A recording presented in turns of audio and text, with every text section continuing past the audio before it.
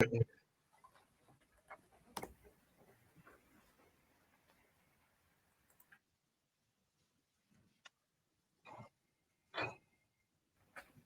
we are live. Good morning, everyone, and welcome to this session. We're excited today. We have a panelist of experts to talk about a post-COVID world. I'm not sure whether there's anything like that, but definitely we're going to have a new world. In the panel of experts, we have people ranging from economics to public administration to ethics. And yeah, it's going to be exciting. And thank you very much for joining us. Dr. Sam will lead the discussion and facilitate. So over to you, Dr. Sam. Thank you, Joseph. I would like to take this opportunity to welcome everyone and thank you for joining us, our panelists, our guests. We hope definitely to have an insightful and interactive session. We have a panelist comprising of academics and academics. Academics is a term we refer to practitioners academics, namely Dr. Unathi Mpendu is also doing some work in other academic institutions, and also Mr. Jan Magoro from the presidency is also involved in some work in partnership with universities. So it's an honor for us, especially also for me as the convener and the facilitator, to have managed to secure participation of practitioners and academics in our panel. One of our academics is Dr. T.K. Powe, senior lecturer, public policy specialist affiliated to the VET governance. We also have Naledi Nkambela, a young emerging female scholar in the area of public policy, and also she's doing a lot of thought leadership with the Mail and Guardian. So we appreciate your presence and also your ability. But also I'm joined by my colleagues. Joseph is one, he's our COO. We also have Robert Woods-Hazen, the Dean of the Millpark Business School. I'm also joined by our marketing team, Michaela Thomas, she's in the background. She's the one who's in charge of the logistical arrangement of this webinar. You won't see her, but she can see you at a distance. Leroy, Somila, Leanne, Claudia, also part of our marketing team. At this stage, I'll just seize this moment to briefly speak about our new postgraduate diploma in public administration that we're launching in February 2021. It's a program that you can enroll, study, and complete it completely online over a period of 12 months. It is pitched at NQF level, comprising of 7 modules, 6 core modules, 1 elective. Elective is public policy management. You realize as we proceed with our discussion, some of the issues that Dr. TK will be reflecting on, Jan Magoro, revolve around public policy dynamics. The other module, strategic management and governance, public sector leadership, public sector human resource management, program monitoring and evaluation, public financial accountability, and also research. So we have a poll for those who are interested participating in our program to indicate their interest, and we should be able to send full or fuller details around this particular program. The program, in a nutshell, that is aimed at public officials who are aspiring to get a seat at the director's level in the public sector. So also part of the discussion that Dr. Powe will also reflect on revolves around the whole notion of building capable, professional, ethical. So issues of professionalism, issues of capacity building, that's where higher education institutions come to play. That is our space. So feel free to indicate your interest, and also if you need further details, as I said, you can send them through. Next, I would like to open the roundtable discussion by quoting Amilcar Cabral, who once said that ideas, perspectives, and philosophies are pushed through a debate, not through a chorus. I promise you that we are not going to have a chorus, but lively, interactive, engaging dialogue. Please feel free to put questions on our chat box. There's a platform for you to post questions. So as the panelists need to reflect on issues, don't wait for them to finish. You can just drop a question. We should be able to pick up your question and also ask them to make a comment or answer the question. So we are very excited about this webinar. Also, you realize that the question that we are interrogating sounds cognitive. However, we cannot afford to be prophets as academics and as practitioners, nor do a Gogo, because we have management tools and techniques that enable us to make sense of a situation. For example, scenario planning. It's one management tool that enables us as academics and also as intellectuals and practitioners to analyze the situation, develop possible scenarios, make predictions, and also make recommendations aimed at addressing the problem. So that is the essence of this particular webinar, to make sense of this uncharted territory that arose as a result of the declaration of the state of national disaster in late March. 6 months down the line, we don't know what the future holds in terms of looking at our economic reforms, the capability of the state to be able to address these pressing endemic social issues facing the country. Issues around integrity, issues around health, issues around social development, and all of that. So this panel discussion will attempt the question. So I'm going to start with our first panel member or panelist, that is TK Owe. So TK has a background of public policy, and he has done some work in the area of economic development. So TK, my question for you will be, what are your views, briefly, about the South African economic trajectory in the last 10 years, pre-COVID-19? All right. Thanks for having me, Doc. Trusting everyone can hear me. Doc, I think the correct place to actually start is to actually go a bit further back and to let you look at what the statistics from Stats SA said about unemployment in 1994. Understanding that we had about 8.9 million people that were employed, and I think the unemployment rate at that time was 20%. But obviously, we have to take into account that it was during apartheid times. What has happened since then is that we have to give the government credit in terms of the environment. It said that we had a doubling almost of people employed. So that's why at 2020, we have about 2.3 million people that are employed. The bigger problem is the 7.1 million unemployed South Africans that we have.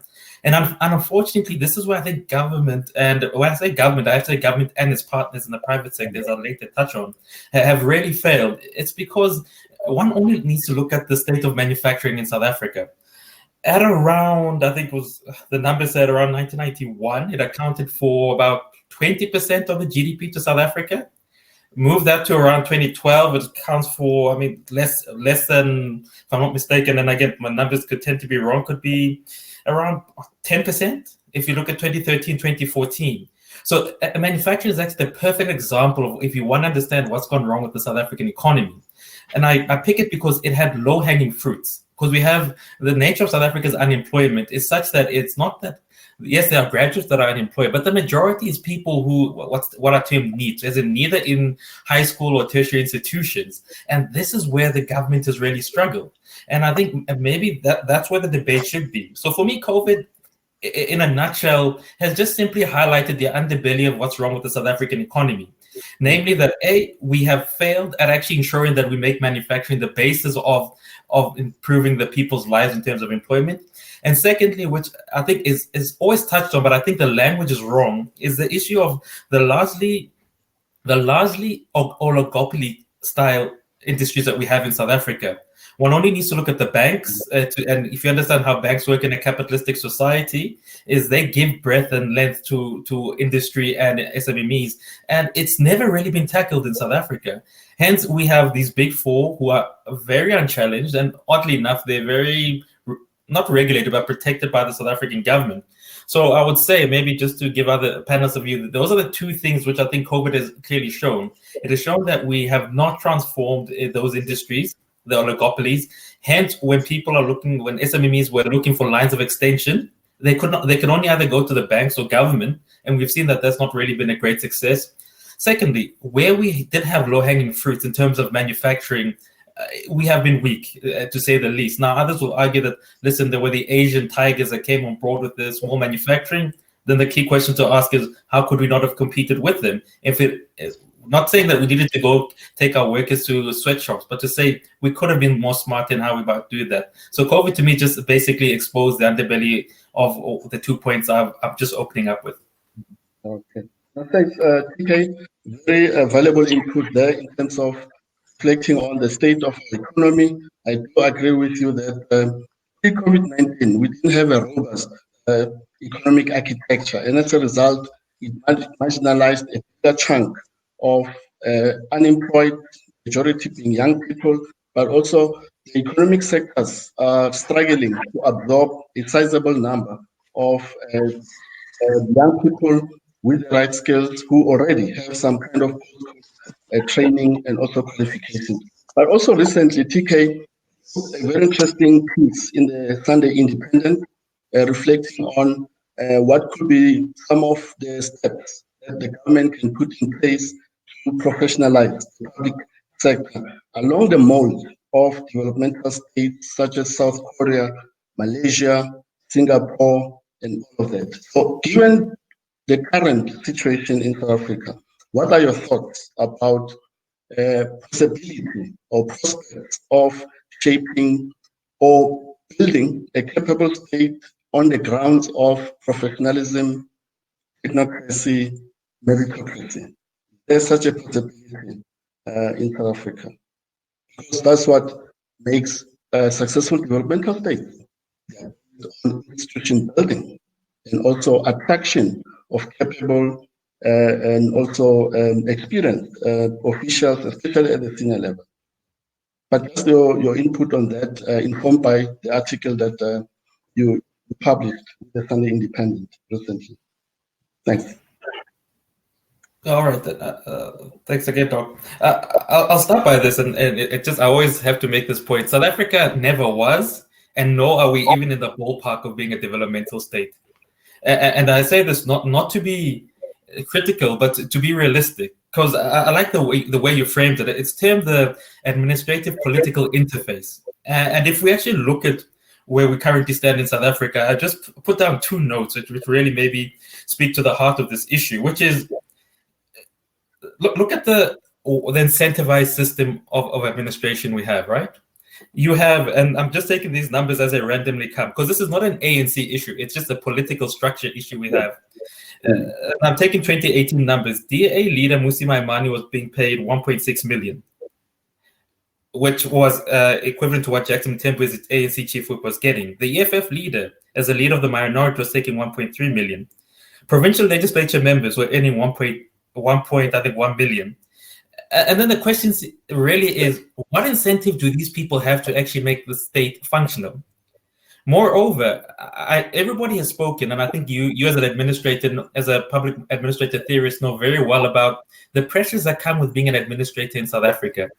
There are times you've been asked, I used to work in local government, you've been asked to sign things which you know you shouldn't be signing, but it's between the bond and the livelihood and your life.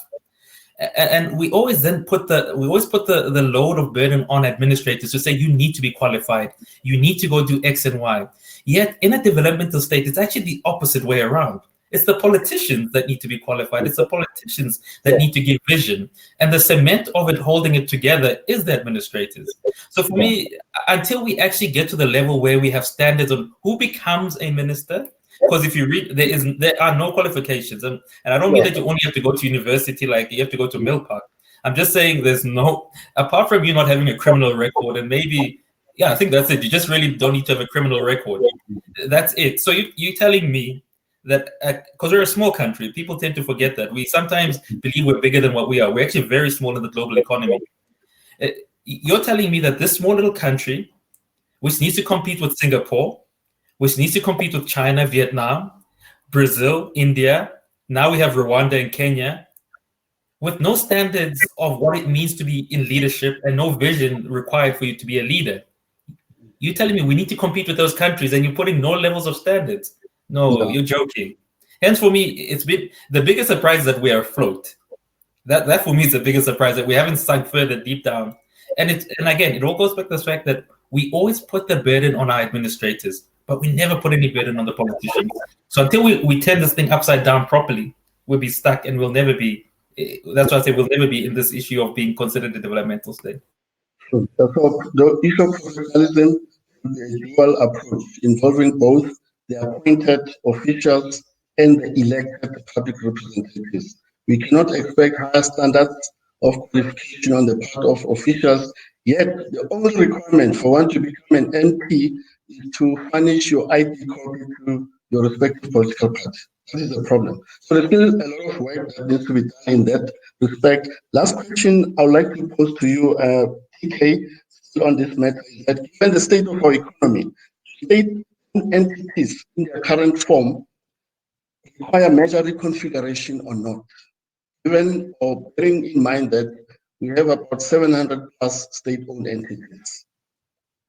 We have a failing economy. Are these state-owned entities well positioned to shape economic trajectory of our country?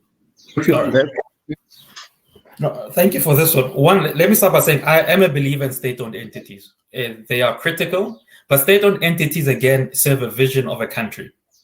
What is our vision? And I know people tell me about the NDP. Let's be very serious. The NDP is, I call it a conglomeration of great Christmas wishes rather than actual practicalities. So I don't disagree with you, but thanks. So the question then becomes, if we had a vision, and I'm going to put 4 things down, which I think will speak to what type of state-owned entities we need. One, there needs to be, we need to have state-owned entities that look at the ICT sector. Most importantly, the issue of commercialization of ideas. You'd know that commercialization in terms of the ICT world in South Africa, we're actually quite low at it. I know we have the CSIR who are really trying to do great work, but if in order for us to really leap forward and actually become great players in the space of ICT going forward, we need to hugely actually master this issue of how do we commercialize ideas from university level and from young SME owners. 2, rural and township infrastructure and educational ideas like agro-processing. If our state-owned entities do not speak to the fact that we need to actually get rural South Africa and township South Africa working, they have no place to be in existence. Thirdly, the health and scientific-based industries. For South Africa, and I think this is where we do, for some reason, we actually tend to do very well in producing great healthcare and science-based people. Then the question seems to be, a state-owned entity is only an engine for the vision for the economy. So why aren't we leveraging these people to lead? And I think lastly, out of the 3 points I've said, it all needs to go towards, after we fix our rural and township areas, it needs to go towards us taking a stronger stance and being, and I don't want to say this in a rude way because people might take it wrongly, we need to be the ones that make the SADC economy working. Without South Africa, there is no SADC. Yeah. So if South Africa and our state-owned entities are really just looking inward and are not looking to say, how do we actually get these ideas, which are inclusive of countries like Lesotho and Swaziland, working?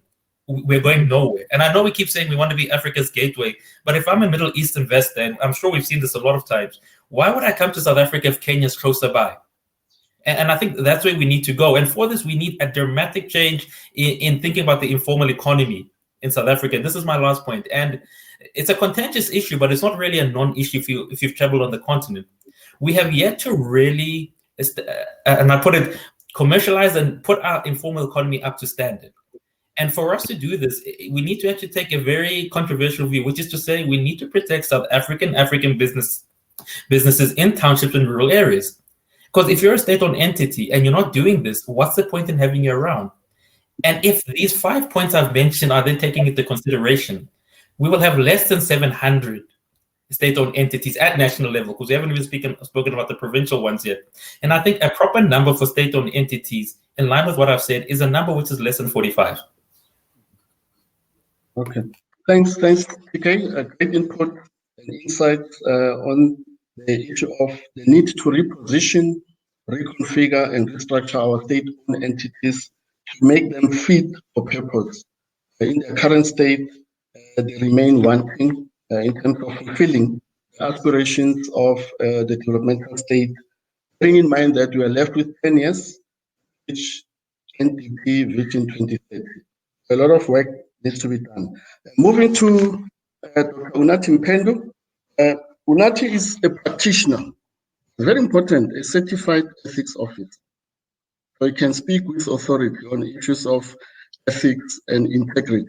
Unathi, what seems to be the contributing factors, the declining standards of professional ethics and also adherence to or compliance with the law in the public sector before COVID-19? Okay, thank you, Dr. Koma. Thanks for the opportunity. Well, it's a good question that you are asking, but I'm always reluctant to confine this issue to the public service or to government, because I feel that it's a broader societal issue that we are facing with here in South Africa. So we should be careful just to confine it to government, because government is not operating alone. We are interacting with citizens. We are interacting with the private sector. If you look at our business processes, they involve all the stakeholders. So the challenges that are being faced by government, I think we need to look at them in a broader sense of what's happening in our society. I'll raise some few issues also in terms of the declining standards, especially in the public service. The first one being the issue of lack. In fact, it's not even the lack of consequence management. I think we always say lack of consequence management, but I think it's selective consequence management if you think about it, because there are other, let's say, departments or political principals who are implementing effective anti-corruption reforms across the board. So, but there are those who are not prioritizing this matter. So the challenge that we are facing with is the issue of selective consequence management. We've seen people stealing public funds, but you find that nothing is being done to address those issues. So it's one issue that we need to prioritize. And also, you can even link that one to the issue of political will. I'll also link it to my first point to say it's insufficient political will, because you have other political principal or executive authorities who are prioritizing the issue of anti-corruption reforms. So, but looking at in all these issues, you find that people, they tend to lose trust in our systems. So it has contributed immensely to what we have at the moment. But you can't downplay the fact that institutions like the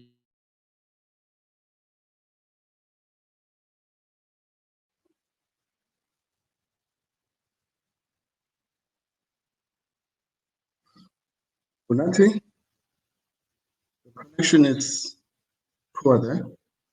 The Auditor General have been raising some of these issues for a number of years. But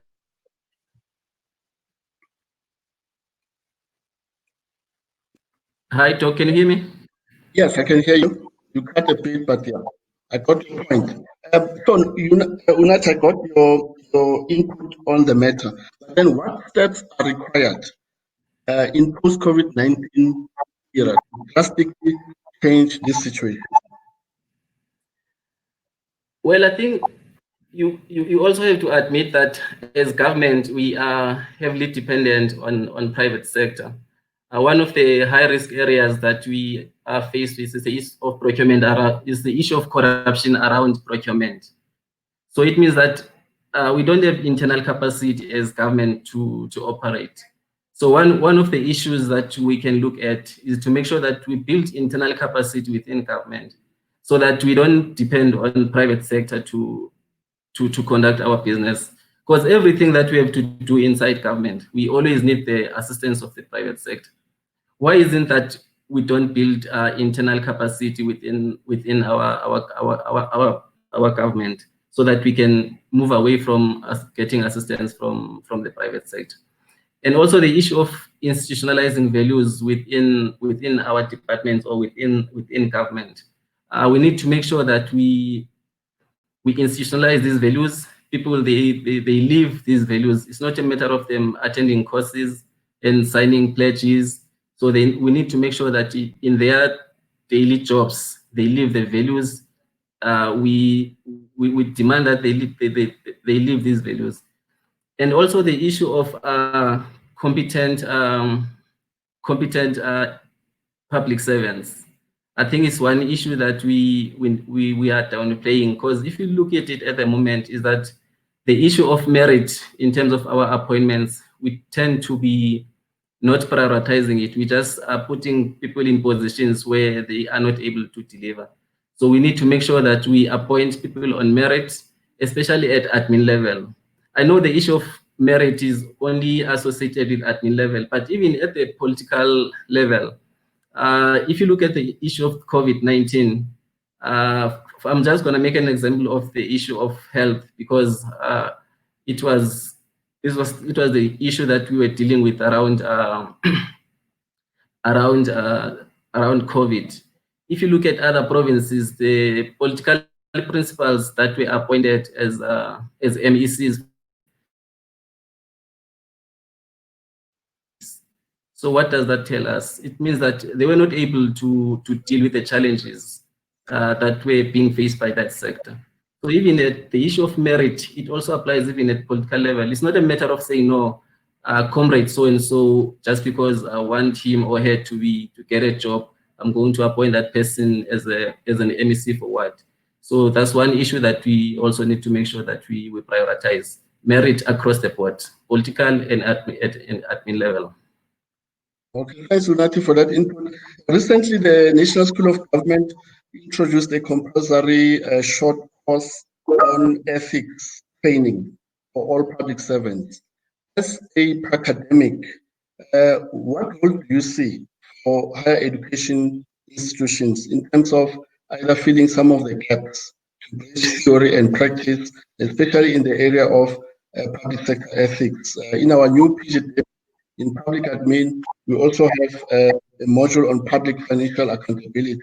So I would like to briefly just get a sense from you, having been participating in this space of ethics training or integrity training, what role can higher education institutions play? Well, we need these academic institutions to come to the fore. I think they've been taking background for a number of years. So the introduction of this compulsory ethics training for public servants is a welcome initiative, but you also have to to accept that public servants, is not a matter of them attending these courses. They've been attending courses for a number of years. These courses have been around for a number of years, but it goes back to the individuals. So it's not people, they attend courses, they get certificates, and then that's it.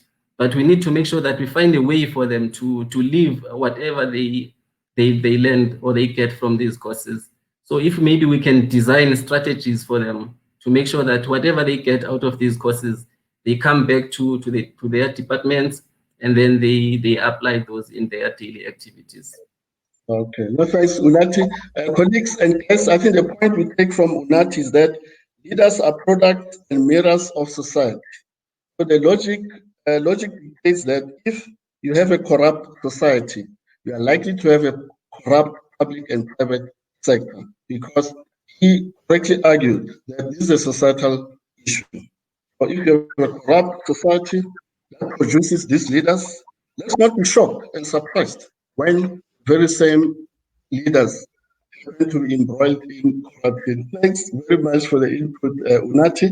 Colleagues will now, and guests will now move to our next panelist, Jan. Jan, Maoro, do you think the construction of a capable developmental state is still on course, in line with the NDP Vision 2030? And also bearing in mind that, as I said earlier, we are left with 10 years to reach NDP Vision 2030. Are we still on course? Thanks, Jan. Thank you, Dr. Goma, and thanks for the privilege.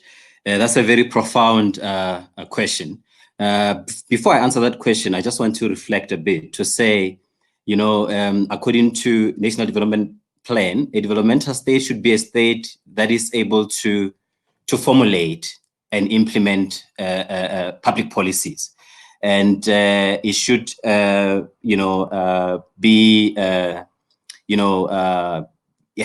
skilled people to kind of take forward this initiatives.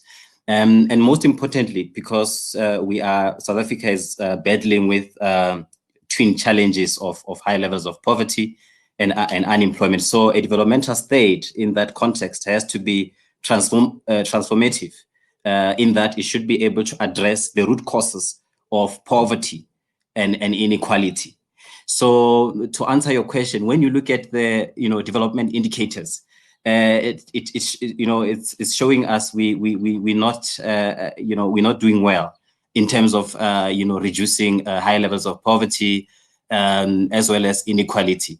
And the only way to do this, with this current administration, His Excellency President Ramaphosa emphasized that a developmental state, he came up with 7 national priorities. So a developmental state, it was number 6 when he came in, and now he changed that to now put it number 1.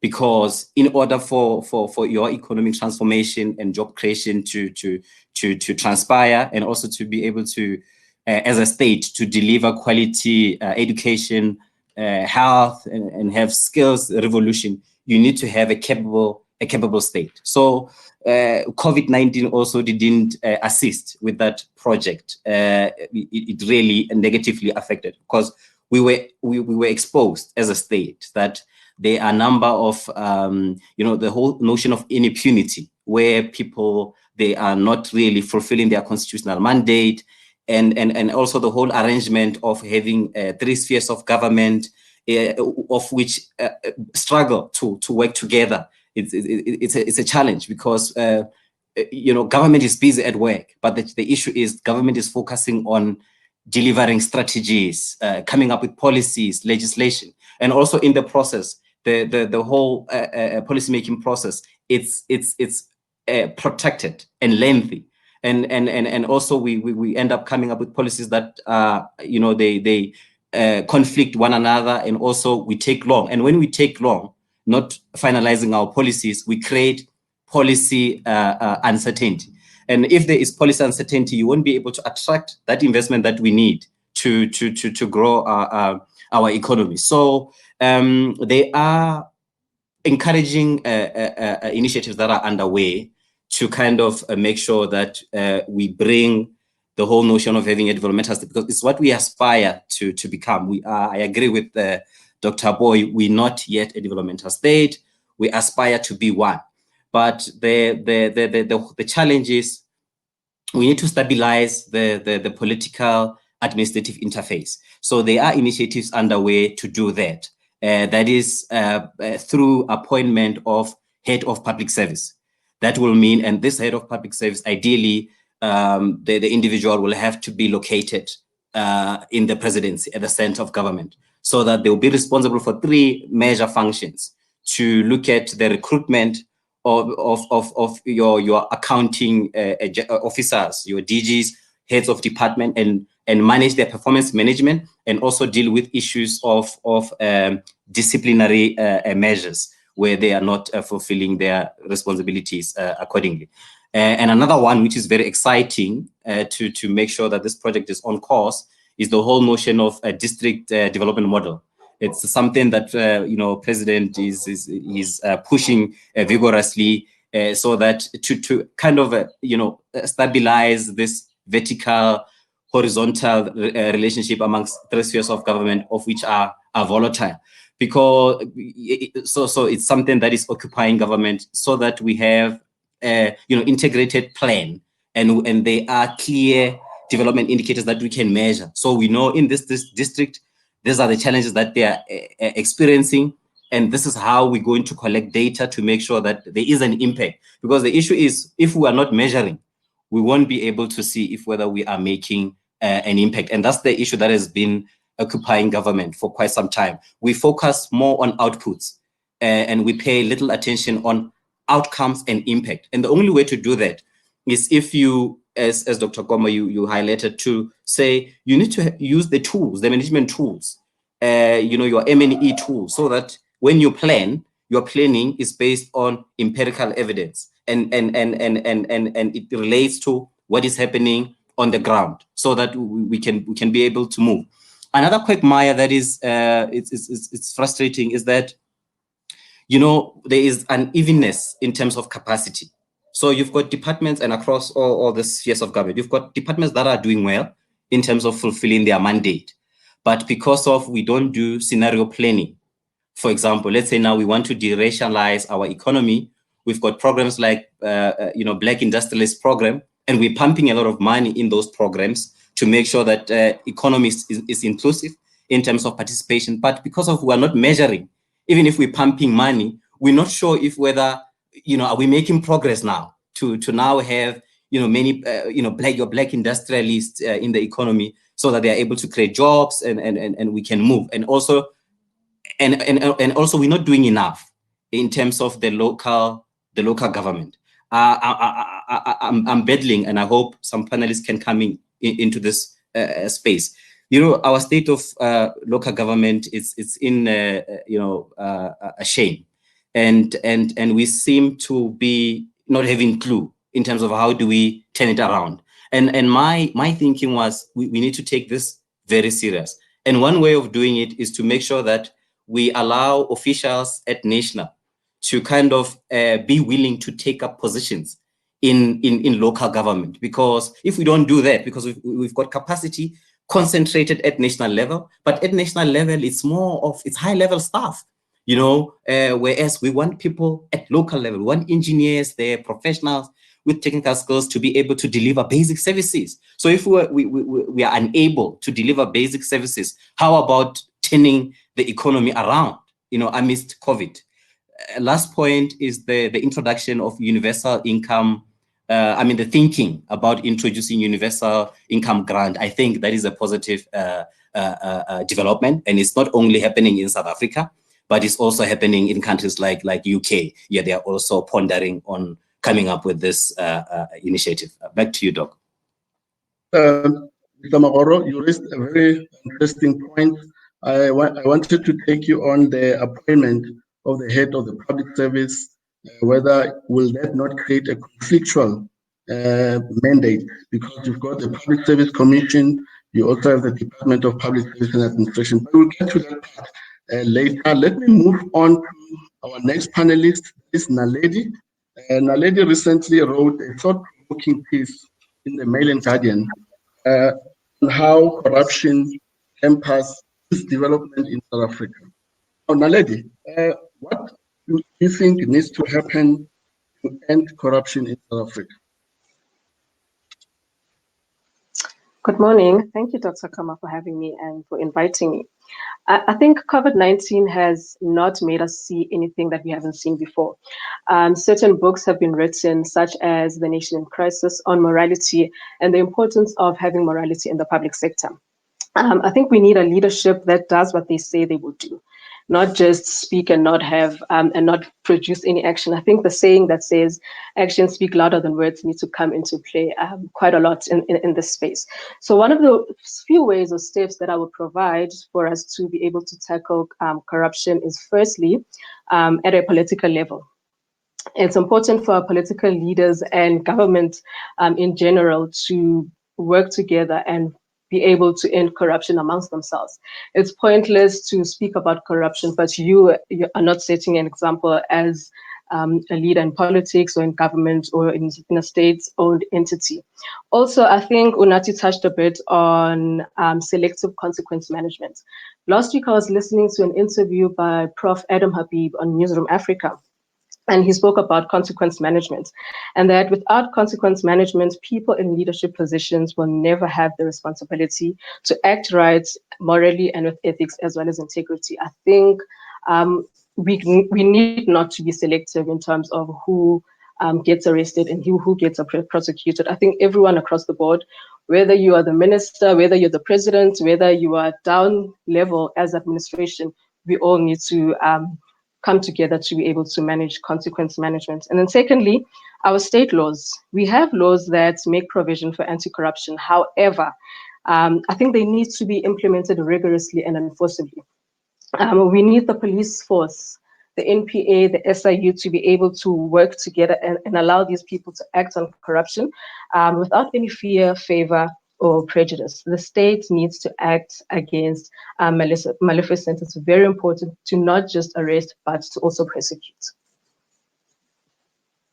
Thanks, Naledi, for that valuable input on this question. Lastly, because you are involved in the space of youth development, what sort of skills are crucial to ensure successful youth development in post-COVID-19 era, given the fact that this is one section that has been hardest hit by the COVID-19 outbreak, and also Dr. TK Bawet alluded to the fact that if you look at the statistics, the numbers are quite shocking, frightening indeed, in terms of the bigger chunk of youth unemployed. They have this post-school education and training, the point that I also remarked upon when we started.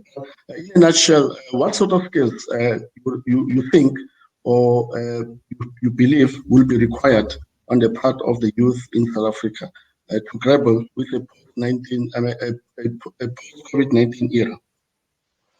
Thank you for that question. That's a very good question. Definitely, young people have been the hardest hit in terms of this coronavirus. Even before the pandemic, we had one of the highest unemployment rates. I mean, we are in the world, we are one of the top 5 countries with the highest unemployment rates. So that's a very scary situation. Otherwise, the skills that we need, we first need to identify the type of economy that we would like to have. I mean, the 4th industrial revolution at the moment is slowly taking over. And I think in the next 10 to 20 years, the skills that are needed right now will probably not even be needed then. So we need creative skills. We need young people to occupy leadership roles and be able to come up with innovative solutions to ensure that we have an inclusive economy that will allow for economic activities across the spectrum, whether it's from rural areas, urban areas, or disadvantaged communities. We need skills such as analytics, informatics, creative skills, and systems thinking, as well as machine learning and artificial intelligence, because those are the skills that are going to take us forward. And I think also the investment in small enterprises. I think young people also are starting bit by bit to get into the space of entrepreneurship. So I think investment in entrepreneurship, just to also ensure that we partake in economic activities, is a crucial and important role. Lastly, investment quite a lot in research and research development. It's very crucial to be able to tackle such pandemics like the coronavirus for the next 10 to 20 years for whichever pandemic that might come up again. Yeah, great stuff there. Great insight, Naledi. Colleagues and guests, we've come to the end of the plenary discussion. We'll now move to the Q&A. I realize that we already have 3 questions which have been posted. I mean, on our piece here, I think it's 3 questions, but also just to remind you that we have a poll that is also been posted. Kindly participate in the poll. Go straight to our questions. The first question is addressed to TK. What are the critical components of a developmental state? 2, this one is addressed to Mr. Magoro. Moving forward, is a capable state, a developmental state, even possible, while there is so much corruption and a lack of visible consequences management? That is the question addressed to Mr. Magoro, the first one to TK. And then the third one, the question addressed to Unathi. Values and integrity training should be taught from primary level to build a better society. If leaders in society model these values, they become part of our culture. In fact, it's a comment from Hapani, but if you like to just maybe elaborate further on this one, you are most welcome to do that, Unathi. We also have participation coming from some of our guests. I think it's generally some questions and comments. Panelists, feel free to respond to some of those comments and also the questions that are being posed by our guests. So I'll ask TK to give us his thoughts on the first question. Then I'll also allow Mr. Magoro and also Unathi. Over to you, TK. Okay, no, I'll be quick to save everyone time. There are many features, but the three key ones are, look, vision and mission of what your economy must be, which is to say, you don't, as a development state, you don't pretend to do everything. You pick 2 or 3 sectors, deep dive into them, put heavy investment into them, and then you see what happens. That's why I started with manufacturing, because that traditionally has been the basis of where many developmental states start. You cannot be everything to everyone. And I see the same problem happening when people speak about this 4IR, which is, look, we are not going to compete with the research and development of America. We just simply are not. And we're not going to compete with what the Chinese can do in terms of to be able to take that and make it actually very quickly. So we need to find a niche where we can, where our traditional strengths have been, and say, this is what we're doing. Secondly, a highly qualified cadre, stretching from politicians to administrators. And when I mean highly qualified, I don't mean you've got the most amount of PhDs like a thermometer, because the experience of the country that happened next door with their president, it shows you that PhDs don't create everything. But by that, I mean, when it comes to the economy, you make sure that the people you put at the table with the private sector actually understand how business works. Because unfortunately, we have put people who sit at the private sector and boards, and they have no understanding of how the private sector actually works. So sometimes you'll end up saying, no, listen, let's just raise prices for tax, because I mean, these JSC companies can absorb it. Without understanding of when you do that, the first people they're going to fire look like me and you, which is the darker skinned people who are working way lower down. So we need people who actually understand how the economy works. And this is why I say qualification comes with experience. And thirdly, you need proper institutions. Not every ministry is created equal. And we need, and that's the key and the beauty of developmental states. When you say the presidency in Singapore, there's a clear line of not everybody that's there is an expert at an international level. You don't just go to the presidency and walk up and say, hey, chief, you know, I just happen to know you. No. If you're in the presidency of Singapore and China, you are the elite of the elite. Now, Jan, I know, is an elite, so I've got no issues with him. But he cannot answer this because he works in the presidency. But we've all known the history of the people who've worked in the presidency, where we have how many ministries we actually have. So you're telling me we've got like close to 30, if not 40 ministries, and all of them are supposed to do the same thing. Here's a simple thought experiment as I end off. Go to any national government, provincial government, and local government website. You can do that now. It all starts with mission statement, about us. Click on about us. All of them, without fail, even the health ministry will say, we care about the economy. Okay, so if all 40 of you care about the economy, all 40 of you are producing acts and policies about the economy, who's actually leading this charge? And that's the problem, because in the development, it's quite clear. There's only 3 ministries in Singapore that have the ability to make pronouncements about the economy. In China, think how big China is. Only 2 ministries. Africa, who makes pronouncements about the economy? Every Tom, Dick, and Harry, from my municipality in Mfuleni to the highest ministry in government. So those are the 3 things that make a development unique, and we have none of that. Okay, thanks, PK, for that input. I totally agree with you. I concur with you.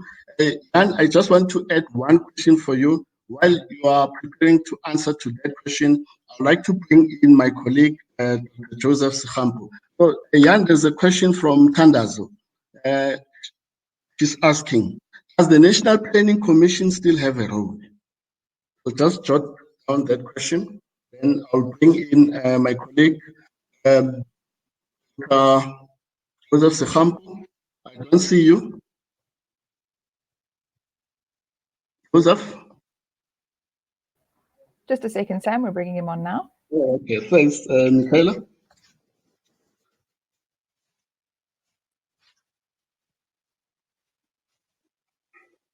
Yes, thanks, Joseph. Sam, just a few points in having listened to the colleagues online. I think, the question is, are we making choices as a country? And if you look back in the last 3 months, it's unclear. COVID has happened. We're entering a new world, but I'm not sure whether we are making choices. If I may wear an economics hat and say, at a macro level, what COVID has made it clear is debt vulnerability. We are already an indebted country, and with the COVID period, as a developing nation, we've taken so much debt.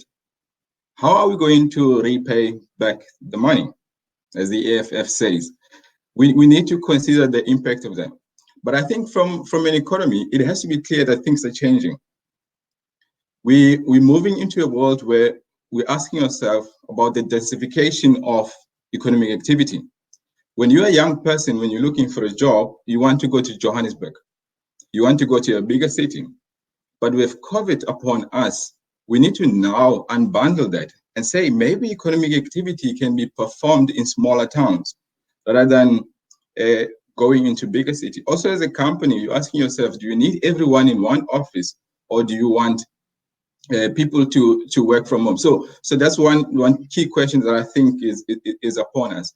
But clearly, there's a transition to digital work. The world of filling Z83s to apply for a job is 1980. It's done. It's in the past. We need to adopt the digital economy and embrace it. But what I think also is key for us as a country is the regionalization of supply chains. We've seen that over time, companies like Takealot, by creating a platform economy, they're making a huge difference. So let's not look for China for a solution. Let's say, as a SADC community, how do we regionalize supply chains? How do we look at our fellow Africans as the major suppliers, and how do we supply them? But I think overall, we need collective action. And in that collective action, we need to build an inclusive economy, because COVID has made it clear that the poor and the vulnerable are the ones that are struggling. You and I are able to function and work from home, but what about the frontline workers that are vulnerable to the COVID impact?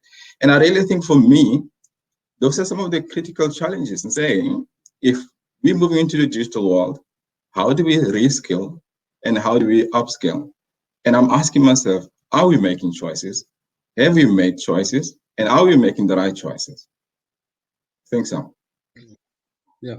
Thanks, Joseph, for this significant addition to the debate and discussion.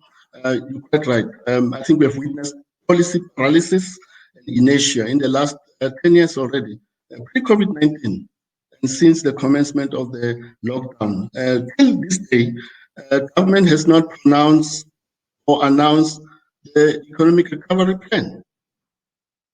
Yet you are grappling with an economy that already was in recession before March 27, 2020. So that calls for decisiveness and also a sense of urgency, as put by my colleague. But he's quite right. If you follow developments of MasterCard, Amazon, and Takealot, they've recruited close to 500,000 new employees since the lockdown began. So there is space, there's growth in the ICT or digital economy for young people, and Naledi did point to that. He said These are the kind of skills that young people will have to begin to equip themselves with post-COVID-19 era, or how to grapple with this new world that they will be faced with. But also it calls upon higher education institutions to also look at our existing curriculum and how we can reposition the offerings that we provide to the market, because the market changed in terms of the acquisition of the right skills that are required in, for example, the advent of 4IR. So colleagues, before Jan, you come in, there's another question. This one is addressed to Naledi. Naledi, the question is from Samulo. Does the youth have a chance at ever making it in Africa? The 4IR is already led by pensioners. I think it's referring to the current crop of political leadership that is in charge of the machinery of the state. Great question there. Yes, another question addressed to Mr. Magoro. What is the role of the Presidential Commission on 4IR? I think just to reflect some developments around that, whether have they completed their work, have they furnished the president with the report, is the president actioning the report, and all of that. Yes. Over to you, Jan. Okay, thank you, Dr. Koma, and thanks, colleagues, for valuable questions. I'll just first would like to start by saying, government is inherently complex. It's a big machinery, and it grinds slowly. So we need to also give ourselves time, understanding how government functions, because I think sometimes we don't understand how a government functions. But for me, you will excuse me for my optimism. I'm of the view that developmental state is possible in South Africa. The critical thing is just to stabilize the political administrative interface, make sure that we have meritocracy, and we have a high caliber in terms of management. You have managers who are highly experienced. Another thing I want to mention is that you may have officials who are well decorated with qualifications and so forth. We should know that that does not automatically translate into competency or being able to do work in terms of expected standards. So hence the emphasis of continuous training and ensuring that, and I'm sure colleagues you have seen now, NSG, they are playing a very predominant role in terms of capacitating government officials. So those are some of the things that, for me, they give me hope that it's possible to have this developmental state that we want. The other thing that and government cannot solve this alone. It's just that we have to, as much as we need private sector to play an important role to reboot and ignite our economy. But the thing is, as Dr. Boy said, our economy, it's a very small economy, and it's concentrated, highly concentrated. There are like fewer players in each sector, 5 or 6 players. They dominate the whole. So they dominate the whole value chain. So how do we need a decision, a fundamental decision to break down. Or if we don't break down that monopolistic structure, we need to come up with an alternative economy. Because if we don't do that, we will never have this, the whole thing of economic growth, having high levels of economic growth. It will be growth benefiting minority in South Africa. And that's not what we want. So what I want to also share with colleagues is the whole thing of infrastructure projects. Infrastructure, as President mentioned, is the flying wheel of our economy. So infrastructure, I'm also talking about our economic infrastructure, making sure that we get our energy, our Eskom, up and running. We allow we expand renewables, entering the grid, but at the same time, we fast track our digital infrastructure, so that we open up the broad width, so we make sure that our people are able to access, because of 4IR is already happening. It's already happening. If you go to industries in the auto sector, in mining, they are already using a sophisticated robotics to go about their business. So it's quite important that colleagues they catch up with some of these developments. So there was a question about the NPC. NPC still exists. They are seized with the review of National Development Plan, and they keep on producing very useful articles. If you go to their website, you could check. They contribute. They've written a lot also, because of now the government is seized with coming up with economic recovery plan. They also provide inputs in that perspective. And then the last one, there was the issue about Presidential Commission on for IR. I mean, the commission is functional. So they are busy doing some research and so forth. I'm not so certain if whether they've given the president any report, but what I know is that they're doing some work. And another key thing is the Department of Technology. They are also instrumental in the whole thing of 4IR as well as CSIR. If you want to see some of the current developments, you are more than welcome to actually keep in touch with the CSIR. You would see how far are we as a country in terms of 4IR. Thank you. Yeah. Many thanks, Jan, for that input to the three questions. We're moving closer to the end of our session. I'm going to give Dr. TK Power, Dr. Unathi Mpendo, and also Naledi 1 minute just to give us your closing remarks. TK? All right. No, thank you for the invite. I think my one remark is we need to go back and actually invest in rural and township South Africa, and putting South Africans, especially Black South Africans, first there. Which means because I think we need to give solutions going forward. One of the things we need to, I put forward that we can do is, why are all government departments still in towns? Why are they not in townships and rural areas? We all know government is a generator. Wherever government departments are, the economy seems to go there. So my last input is, we need to put those government departments into townships and into rural areas to make sure that we actually start practically picking up the economy in those areas. Thank you, TK. Unathi? Thank you, Doctor, for the opportunity. For me, I think we also need to take into consideration the issue of that South Africa is a highly religious society. So why people they behave when they go to their churches and then when they are at their homes, but when they come to government departments, they apply different values. So the issue of us having a highly religious society is something that we also need to look into it, to say, how can we bring the values that people they live when they go to their churches or when they are at their homes? How can we make sure that they also bring those values inside our working spaces? Thank you, Doc. Yeah, sure. Okay. Thank you, Unathi. And lastly, Naledi, closing remark there. Thank you, Dr. Sam. I think the crucial part here is tackling corruption. It hampers our growth and our development, both economically and socially.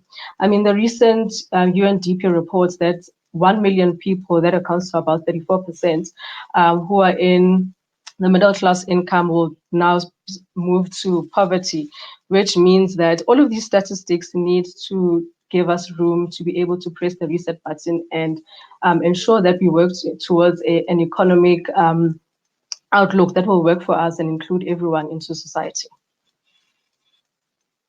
Okay. Thank you, Naledi. Ladies and gentlemen, we have come to the end of our webinar. I would like to extend our word of gratitude and appreciation all of you for being with us this morning. Many special thanks to our esteemed panelists for finding time to be part of this webinar, and very important to share the industry expertise, experience, perspectives, and analysis.